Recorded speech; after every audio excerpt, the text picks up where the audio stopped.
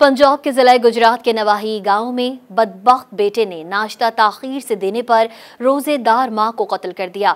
Don अखबार में शाया रिपोर्ट के मुताबिक गुजरात में इंडस्ट्रियल स्टेट 2 पुलिस स्टेशन की हदूद में वाक़े मरारियां गांव में एक शख्स उस्मान नवाज ने मुबैना तौर पर नाश्ता देने में ताखीर पर अपनी रोजेदार मां को कत्ल कर दिया।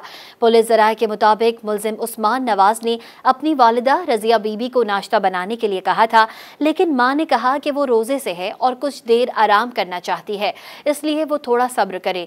मां की जानिब से नाश्ता देने में ताखीर पर बख्त बेटा मुश्तइल हो गया और अपनी मां के सर पर आहनी सलाख दे मारी। सर पर आहनी रॉड लगने से रोजेदार खातून के सर से खून बह निकला और वो मौके पर ही दम तोड़ गई।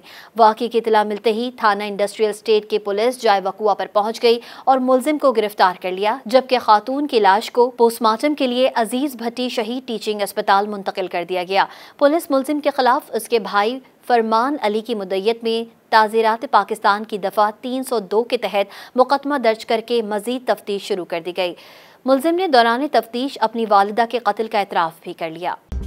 मज़ीद न्यूज़ अपडेट्स और डिजिटल स्टोरीज के लिए सब्सक्राइब करें डॉन न्यूज़ पाकिस्तान।